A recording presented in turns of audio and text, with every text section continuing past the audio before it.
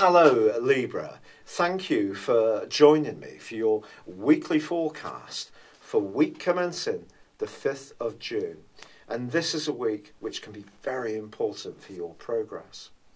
The story begins on Monday with Mars, the power planet, thrusting its way to the very top of your horoscope, the 10th solar house.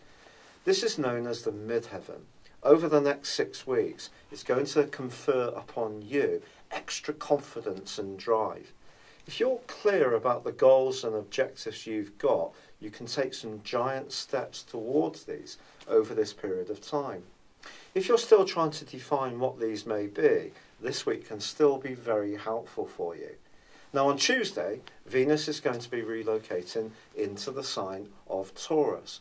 Now Venus is your ruler, but also rules Taurus as well. Taurus, of course, is earthy and it's fixed. So I think what you're going to be doing over the next 28 days can see you much more passionate. It can see you thinking about long-term financial matters. And its link with Mars can be excellent if you wanted to be more entrepreneurial or to grapple with property issues. Those can be blessed this week too.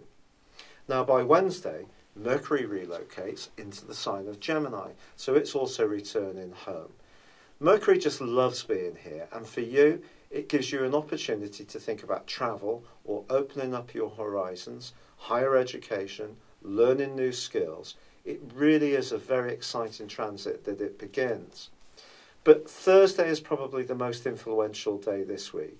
It does see a full moon, and it also sees Jupiter, the planet of growth and optimism, which has been in your zodiac sign since last September. Well, that starts to go forwards after a 4-month retrograde, which began on the 6th of February. A lot of Libran people have been writing to me and saying, look, all these astrologers flagged up when Jupiter went into Libra last September, that it was going to be in a fantastic time, all these opportunities. Well, do you know, Jupiter can bring you opportunities yet, because it's going to be with you through to the 10th of October. But what's been happening in recent weeks is that Jupiter has been aligning with Neptune, and your individual hopes in some ways have been conflicted by what other people expect of you, or the things that you've needed to be sacrificing around. That may have been around work, it may have been around people at the very heart of your life that have needed your support, but I think it has probably been quite draining at times. Now those two are still angling up in that quincunx, and Neptune this week is still in a right angle with the Sun through to Thursday. So I think it's going to be by Thursday that the afterburners start to come on for you. But what about that full moon?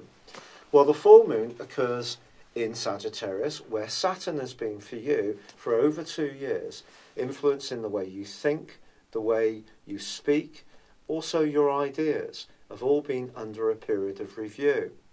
Now I think it's possible that if there is a part of your world that you're wanting to expand, and there's someone at the heart of your existence who's not happy about that, wants things to stay as they are, but prefer to keep the status quo, that could create some tensions.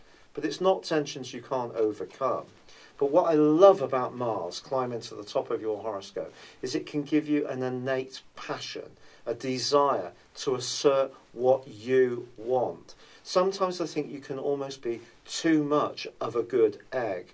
Now it's time to get a bit more fired up about what really excites you, the individual. Go for your goals, go for your ambitions, stay caring, but don't get totally swept away and consumed by it.